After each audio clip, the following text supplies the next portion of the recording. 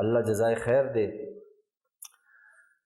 اب تو الحمدللہ بہت زیادہ ماحول اللہ تعالیٰ نے اس کام کی وجہ سے، اس کام کی برکت سے بدل دیا۔ یہ تبلیغی جو جماعت کا جو کام ہے، جو سلسلہ ہے،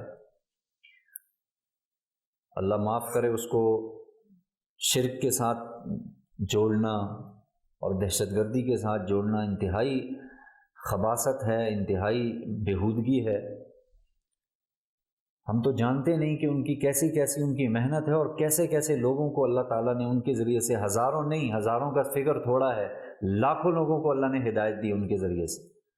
ان کو آپ کہہ رہے ہیں کہ وہ شرک ہیں، شرکیاں باتیں کرتے ہیں، جن کا شروع اس سے ہوتا ہے کہ بھئی اللہ سے ہوتا ہے، اللہ کے غیر سے کچھ نہیں ہوتا، ختم بھی اسی پہ ہوتا ہے، اللہ سے ہوتا ہے، اللہ کے غیر سے کچھ نہیں ہوتا۔ ایسے لوگوں کو آپ کہہ رہے ہیں، لیکن ظاہر ہے یہ ایک فرد نہیں ہے، پوری دنیا جب، اور ظاہر ہے یہ کام ایسا، اس کے کام میں اتنی اخلاص سے شروع ہوا تھا یہ کام کہ اس کام کو انشاءاللہ ہوگا کچھ بھی نہیں۔ ایسی ایسی کارگزاریاں ہیں کہ آپ سوچ نہیں سکتے۔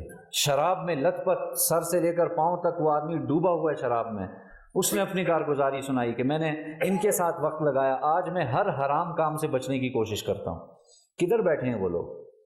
ان کو کہہ رہے ہیں کہ نعوذ باللہ یہ جو ہے نا، یہ شرک کرتے ہیں اور یہ اس قسم کے لوگ ہیں۔ بدبختی ہے، اور یہ آئے گی عربوں پر، جنہوں نے یہ کام کیا ہے ان پر ظاہر ڈھیل ملتی ہے، اللہ کی طرف سے کچھ عرصہ ڈھیل ملتی ہے، پھر ایک ہی دفعہ اللہ رسی کھینچتے اور سب برابر کر دیتے ہیں۔ چھانٹی ہوتی ہے جسے کہ حق الگ باطل الگ، یہ چھانٹی ہوگی۔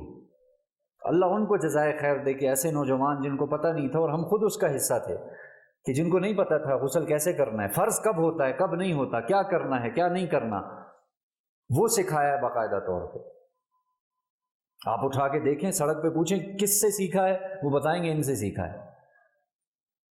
باقاعدہ 2-2 گھنٹے کا مذاکرہ چلتا ہے اس بات پر، اور اٹھ کے اس اتنی، یعنی دیکھیں کمیاں، کوتاہیاں، غلطیاں، یہ تو ہر فرد، ہر جماعت میں ہو سکتی ہیں، اس میں تو کوئی دوسری رائے نہیں ہے۔